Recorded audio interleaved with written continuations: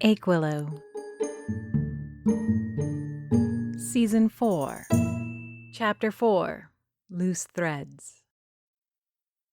It could be a coincidence. In fact, I would much prefer that it was. Aquilo isn't a place where coincidences are plush with opportunities, but rather they're stuffed with all manner of threats and pitfalls.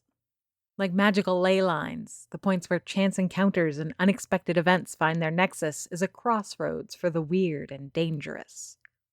New people, strange drink orders, and misbehaving critters are like dark clouds on the horizon, not so different from the thickness to the air and bite to the wind that herald the storm. And like an old farmer who can feel the coming thunder in his joints, my own wounds seem to flare up at the sudden influx of the bizarre. Helmut Hans doesn't come to the Aquilo, Stephane says, his voice steeled with a confidence I'm not used to hearing from him. I tried to offer him the afternoon so he could find his friend. Hell, I was going to stick around the cafe anyway and keep an eye on that Ophelia and her cat. I don't like her attitude, but mostly I don't want William to start sniffing around the raccoons. They're trouble enough without starting a war with a customer's pet. Stephane soldiered on through the day and deep enough into the evening. He served lattes and muffins and sandwiches with the same efficiency I've come to expect of him. Though he was missing his usual professional smile and the consistent but low-level enthusiasm, he made up for it with more anxiety than I ever thought possible for a single human being. He never left the counter without a full order, and there were no incidents of forgetting a customer's usual, but he almost forgot to bring napkins with him twice and came a hair's breadth away from neglecting the cream in Ms. Bellevaux's coffee. If you've never been to the Aquilo Cafe, this might all seem like small beans to you, but believe me, anyone who's worked with Stephane would realize that every single one of these near misses is an enormous bean. Big enough to make me extra worried about my one employee. I can't afford to have him break down, but mostly and above all, Stephane is a decent guy. Anything I can do to help him, I'll do. Which is why, after the last of my customers left and I felt confident about the decision, we cleaned the floor, tossed the perishables into the conveniently raccoon-infested dumpster out back, and put the lock on the door a good hour and a half earlier than usual. Don't worry, I reassure Stephane as I pull on the handle, making sure it's locked properly. You'll be paid for your full shift. You don't have to do that.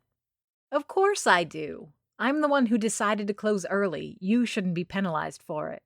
It's bad enough that you'll be missing out on tips. Listen, I'm trying to be the boss I would have wanted when I was a barista. You know, do unto others and all that. I'm rambling. Anyone else would have cut me off. I would have cut me off. But that's just not a Stephane thing to do.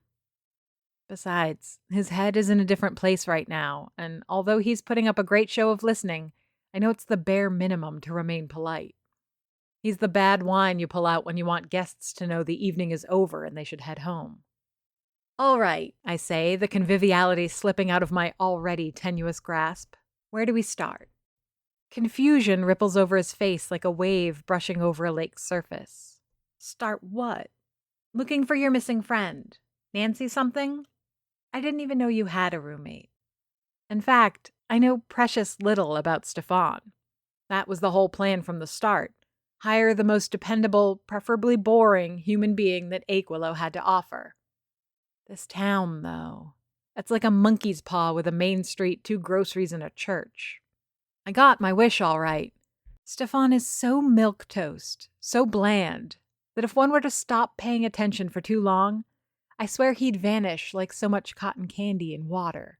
It's easy to assume I know little of him because I don't care, but instead it's because it requires a genuine effort to even show a sliver of interest in the guy. He's so boring, it's weird. Aquilo weird. Except today. Today, his tragedy is my mystery, and mysteries are perhaps my third or even second favorite thing. You really didn't have to close the cafe for that, he says, mortified at the thought. I'm sure she's fine. Probably just wandered off early. Maybe she got a job interview. I bet she's at the apartment right now, eating my ramen and watching television. Great, I say, unwilling to let go of the opportunity for intrigue. Let's go check. There are no further objections. Not that there shouldn't be. I'd bristle at the thought of any of my coworkers following me home to look into what could very well be a mundane concern, but my boss? I'd rather serve Hot Pockets than bring any of my former bosses to my apartment. Not Stephane. He barely shrugs before starting on his way without another word. So, I break the silence after a few moments. Nancy, eh? We're going up Rue Principale, deeper into the city. Considering what the salary of a barista is in Aquilo, I suspect Stephane lives in one of the handful of small apartment complexes across the street from the church. It's where most recent graduates live. That area is a revolving door of students as each filters through for a few years before moving on to greener pastures. I know because if the Aquilo didn't come with an upstairs apartment, that's likely where I'd have ended up. You've met her. Have I? It's not in Stephane's nature to play coy or dance around a subject, but I can't place any Nancy as a customer to the cafe. Nancy Tripoli, he finally says, unable to endure my anticipation any longer. Wait, Nancy slept in the dumpster with the raccoons that one time, Tripoli? We stop at one of only 3 traffic lights on this side of Aquilo, waiting for our turn to cross. I was right. The church towers over us, twin spotlights illuminating the front of each of her 2 ominous bell towers. In front of us stands Clothos Tower, the closest of the 3 apartment buildings. And yes, the other 2 are named Atropos Tower and Lacassie's Tower. Why? Because we're in Aquilo, of course. I'm sure there's a far more complicated and eccentric explanation, but I'd have to track down whoever the landlord is and ask. The fact that they had the gall to call these things towers already makes me hate the owner. Each building is barely 5 stories tall. Maybe it's my big city girl perspective, but I think you need far more than that if you're going to pretend to be a tower. That's her, Stephane answers once we're across the intersection. Kind of why I offered her a place to stay. Isn't she old enough to be your mom? I didn't know Stephane capable of a decent, withering glance, but if ever there was a night to learn new things about him, I guess this is the one. She's 34, Miriam. She just didn't have a great life, that's all. Truth be told, I don't know much about Nancy. I assumed she was homeless when I found her behind the Aquilo. I did what I could for her. A warm meal, split pea soup with some homemade Belgian loaf and fresh butter, along with a corner near the radiator to pass that cruel, freezing early March day. We chatted, nothing too deep and complicated. It was a busy day, if I remember, and apart from a line about surviving off the kindness of strangers, I don't know that there was anything memorable about our exchange. Only that I admired her spirit. Despite everything she was going through, there was an odd optimism about her, a love of her freedom and a pride in her independence. I remember she insisted on sweeping the floor to repay my generosity. After that, my shift ended and I left her and the Aquilo in Stephane's capable hands. Nancy and I crossed paths a few times after that. A friendly nod and perhaps a donated pastry passed between us. Me being the kindness to her stranger, I suppose. Never would I have imagined that she'd moved in with Stephane. Makes one wonder at the nature of their arrangement. Stephane's apartment, it turns out, is a perfect image of what I'd pictured it would be. Minimalist, neat, bland, and, dare I say it, cold. In all respects, it's the diametrical opposite of my own place.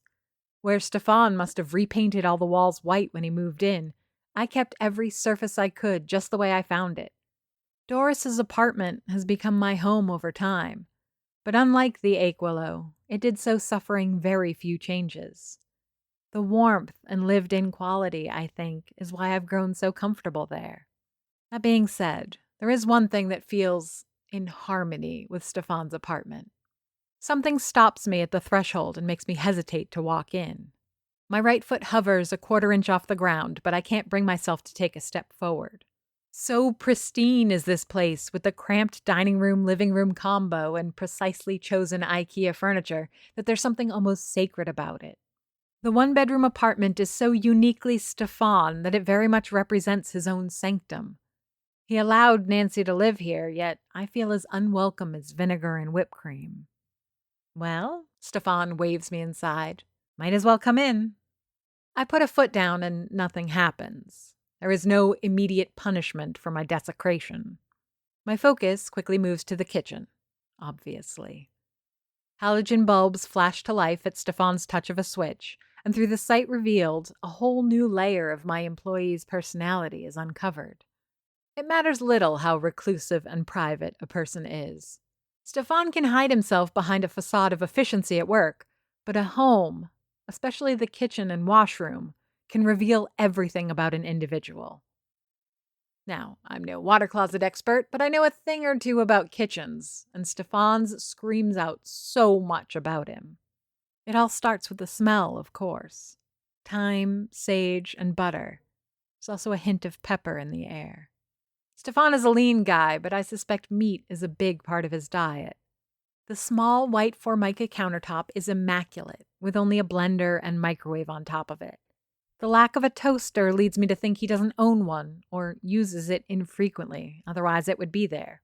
No fruit in a basket, but there is a tub of protein powder atop the refrigerator. The absence of dishes in the sink and lack of a dishwasher indicates that he cleans everything as he uses it, even the blender. That doesn't come as a surprise, but reinforces the image of the fastidious clean freak. What is a bit of a shock is that Stephane seems to take care of his body much the same way he does his home and his work ethic. Come to think of it, I've never seen him in anything but long-sleeve shirts and black jeans. I want to take more liberties and throw open the refrigerator door and cupboards, to open up his soul and test my theories about his habits based on what I've seen so far. But Stephane hits another switch, this time illuminating the living room. Nancy's living room. She must be a very good friend, I say, trying to keep my reaction under control. All I get is the closest thing to an amused nod as I think the situation warrants. Their relationship is probably not intimate, but there's definitely something about them.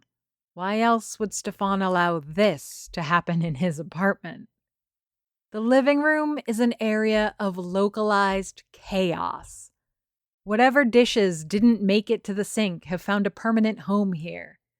The couch has been transformed into a bed of sorts, but the neat black velvet surface is now covered by an uneven coat of crumbs, dust, and papers.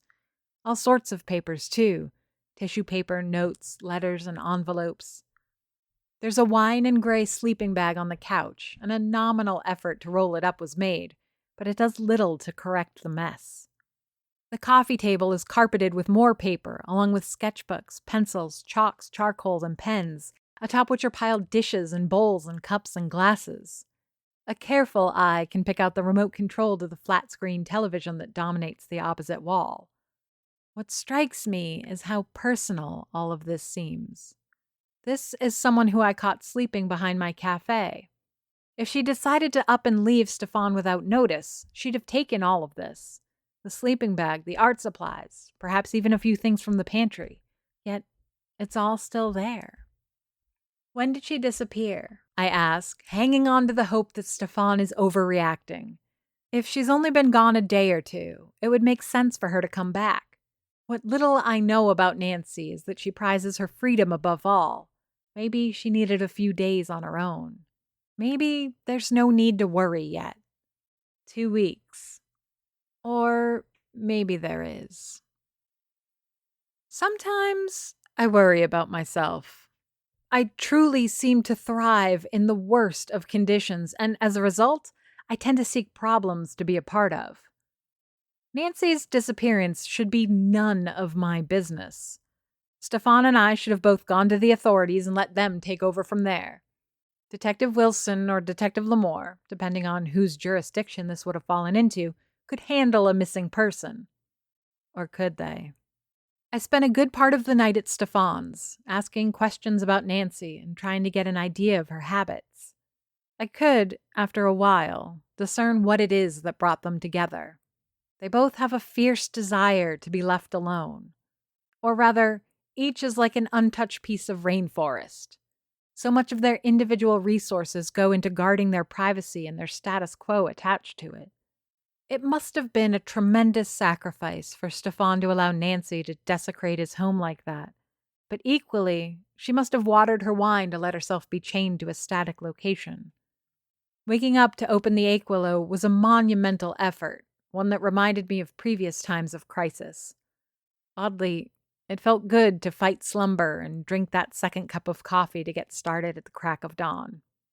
Turns out, my French press coffee is terrible.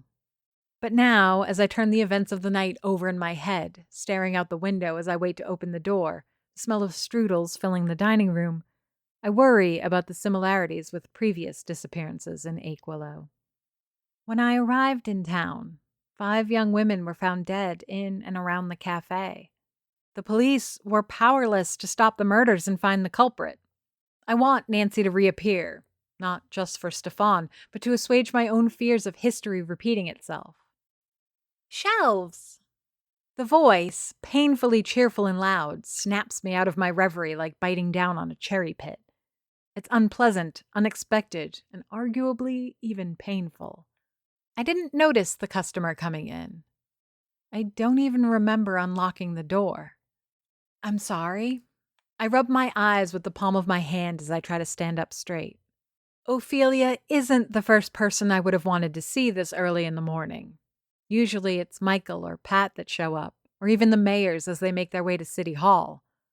But all these people know what my opening hours are, a time that a quick glance at the register's clock confirms won't be for another 5 minutes. You should put shelves along the wall at the back, she explains. You'd be able to redistribute those framed photos around the place to fill out some empty space. And you could move these Apple products out of the way. She flashes her white teeth to punctuate her friendly recommendation, and her cat meows in response. Huh, I mumble like an idiot. Maybe. I'd have to get shelves that fit the decor, though, and move the tables along the wall. I'm making excuses. I know it, and I know why. If it had been anyone but her making the suggestions, I would have been fine with it. Coming from either Helen Edna Notary Public or Olivia, they would have been pearls of wisdom. Even from Gulliver, it would have felt like adequate recommendations. Oozing from Ophelia's mouth, however, it feels like bile in my ears, and the quality of that advice makes it all that much more bitter. Suit yourself, she says, sitting at the counter. Is it okay if I have my latte here? It certainly is not. These spots are where my friends sit. Gulliver doesn't have a delivery today, but Olivia will surely be in shortly, and Annabelle is bound to squeeze in a few hours of study at that very seat. These stools are reserved for my cohort, my posse. Of course, is the closest thing to a protest I can muster before busying myself with her chai latte. By the time I'm done preparing it, Pat is standing at my register, waiting in anticipation for his breakfast sandwich. It takes about an hour before the morning crowd thins again. I can see from the light in the front window that it's going to be a sunny day, and from the cool wind through the door that it will also be cold. I've already run back and forth to the kitchen to toss a few things in and out of the oven. Some butter tarts for fun, and some cookies because they're always in demand. My daily innovation is for the lunch crowd. I've concocted an olive French loaf to use in sandwiches or served with a pâté spread of my own making. Through it all, Ophelia sits and sips and knits. Her chai is slow to disappear, but the brown sweater she's making is quick to materialize. Her thin, tiny fingers pull and push at her needles with such grace and speed that I fantasize she might be part spider. Yet only occasionally does she ever seem to bother looking down at her handiwork. Only once or twice, when she needs to remove a snag or adjust her pattern, does she tear her eyes away from what? I wipe my hands on my apron as I walk back to the coffee machine. I've been meaning to have a look at it, perhaps negotiate a truce, so I can go back to serving coffee that actually tastes good, rather than keep trying to refine my French press technique in the middle of rush hour. It's like trying to invent the rifle while sitting in a trench. A necessity, but an impractical one at best. None of my regulars are here yet. None that usually sit at the counter, anyway, leaving Ophelia on her own. They'll be here. Maybe, with a little luck, Ophelia will be gone by then and things can go back to normal until lunch. I have a lot to discuss with my friends, and none of it is meant for strangers' ears. I fiddle around with the knobs and switches on the machine. It is, to normal coffee makers, what a nuclear submarine's controls might be to a sedan's. It's the croquembouche of espresso machines. I would bet that, should I ever figure out exactly how this thing works, I would discover that over half the settings and levers have no effect. Still, I go through the motions. Though, in the end, it's all in service of satisfying my one real hunger. Getting a perspective on what it is that's had Ophelia so riveted for damn near 60 minutes straight. I pour in some grounds while following her gaze. I pull on some levers as I look up and up and up over my head and above the register. Ow! There we go. Another piece of skin flash boiled by a burning jet of steam. The machine remains uncooperative. But as I hold my searing palm, I get a good look at the subject of Ophelia's fascination, the spoons. Has this ever happened to you? You catch someone staring, and once you've followed their gaze, you become thralled to whatever it is that held their attention. The spoons are one of the first things that caught my eye when I stepped foot into the Aquilo Cafe. At face value, they're a rather innocuous piece of decoration. 6 wooden spoons with a small brass plaque underneath, etched with the name of a former owner of the Aquilo. Each is, in a way, an ancestor of mine, which means the first of the spoons, the one that belonged to Melody, must be at least 300 years old. That one spoon is a priceless antique in its own right. The wood of it is gray and looks petrified with age. Each spoon is a piece of fossilized history, and yet they all hang on the wall like some quaint home decor. Do you ever wonder? Ophelia's bubbly voice cuts into my own musings. The question hinges between the curious and the rhetorical, the same way banana bread walks the line between being actual bread and cake. It takes so little to push it over that line, one way or the other. All the time, I answer, without even knowing for sure what it is she's referring to. But she keeps going, as if I'd ignored her. These women up there, who were they? The coffee machine lets out a loud hiss of steaming anger. I realize I must have forgotten to close some valve or other after my last attempt at coaxing docility out of the contraption. The noise gets my attention, and I cast a milk-curdling glance over in the beast's direction, but I don't let it distract me from the conversation. What is it Ophelia wants to know about the Aquila witches? And why? Settlers, cooks, entrepreneurs. Depends which one of them you're curious about. I look up behind me again and point to the 3rd and 4th spoons. Elaine was Amelia's grandmother, and before that, Madeline was Elaine's aunt. My finger moves to the very last of the spoons. Doris was my great-grandaunt. Ophelia's eyes dutifully scan the utensils I point out, nodding with each of my statements as her fingers keep their frenetic pace. Stitch by stitch, row by row, she keeps on summoning her sweater into existence. Were you close? Her eyes blink before tearing themselves away from the spoons. She looks at me and cocks her head, much like her cat does, and smiles. No amount of math can calculate the exact level of sincerity behind her teeth. While her smile doesn't look quite natural, it radiates so much warmth that it's difficult to imagine it could be fake. It's like how some ingredients have to be calculated to the last gram, lest the chef spoils the recipe, while others are to taste. I don't think we ever met. My reply feels like a confession. If we did, I must have been very young. She was over 102 when she passed. Wow! Both of Ophelia's eyebrows shoot up, but her attention wanders back to her knitting. That seems almost unnaturally old, don't you agree? I have immortal raccoons in the back, and this girl wants to argue that a woman living over 100 years, albeit unusual, is abnormal? It could have been supernatural, but everything I've learned about Doris suggests that this is not the kind of thing she would attempt. Her spoon is broken, Ophelia continues. Part of me wants to explain how I used the spoon for a while, but that it was damaged. and a dear friend replaced it for me. It's even tempting to describe how important the spoons are to each and every one of my predecessors. However, the vivid image of a hunger demon, claws outstretched, slapping the spoon from my hands and sending its splintered remains to scatter across the pavement behind the aquilo, keeps me quiet. It's enough effort to contain the grief without putting a voice to the memory. Thankfully, Ophelia's curiosity is quick to save me from the downward spiral. "And why is that one so rough-looking?" she asks.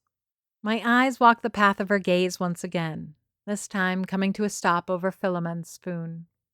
Of all the spoons, it is the oddest, the only one that suggests it might have been owned by a witch. While every one of the wooden utensils is worn, Philomen's looks like it's seen so much more use than any of the others. The carving of it is rough and uneven, to the point where even the profile of the spoon is asymmetrical. The head is large and wide, but also somewhat squared and angular. The handle looks uncomfortable, so thick it is. Small, dainty fingers like those on Ophelia's hands would have a hard time holding it. Just looking at Philomen's spoon, one can feel the blisters and calluses forming on their palms. Then again, each of the artifacts is a reflection of the Dufour woman who owned it. And Philomen was, according to the slivers of information I've gathered over the last 2 years, the oddest of women. It's like bolognese sauce. Every chef has their own variation on the theme, and while they may all have a unique flavor or texture, they are unmistakable as bolognese. In a kitchen of bolognese, Philomen made Alfredo sauce. "Like her owner?" Ophelia asks while I'm still lost in my musings. Couldn't say. I never knew Philomen.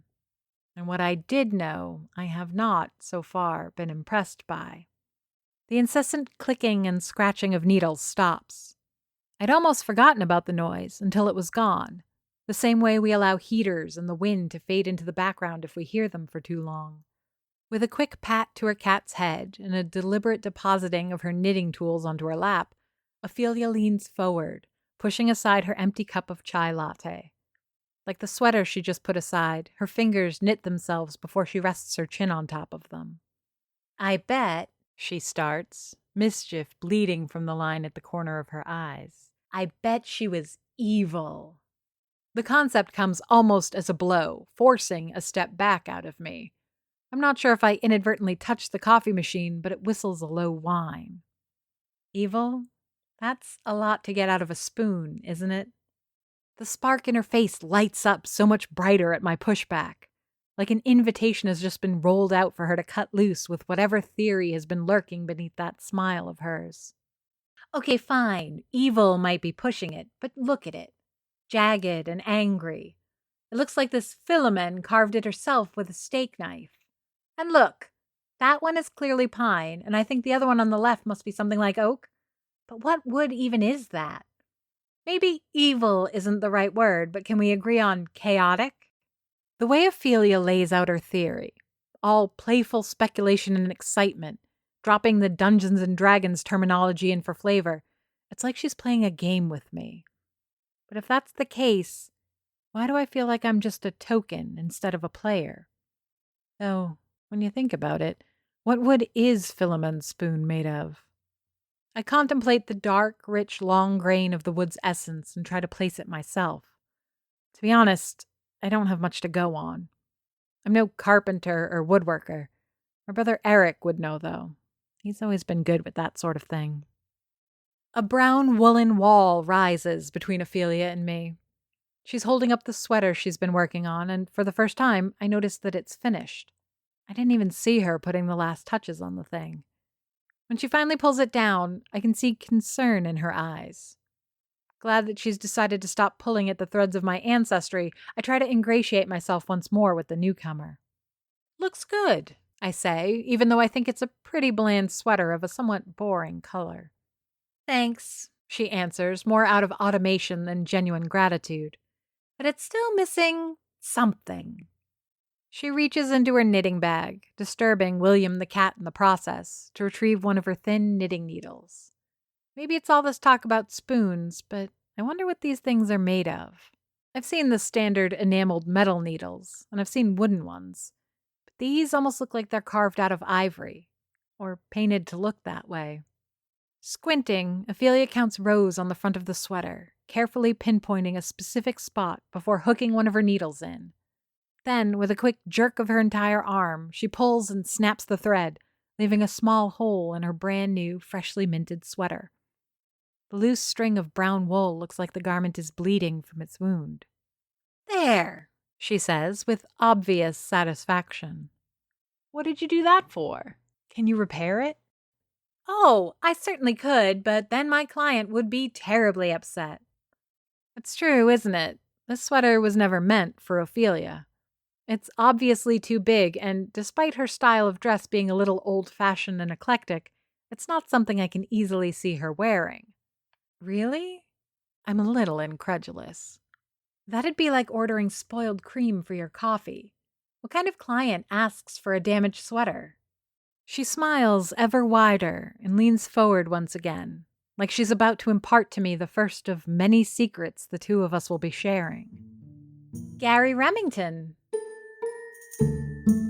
Aquilo is written by J.F. Dubow and narrated and produced by me, Amy Frost. If you enjoyed this podcast and would like to hear more, please rate and review us on Apple Podcasts or your preferred podcast platform. Want to support the show? Buy us a coffee. Go to ko-fi.com/Aquilo to donate. Aquilo has a Patreon. Visit patreon.com/Aquilo for details. Follow us on Facebook, Twitter, and Instagram under the username Aquilo.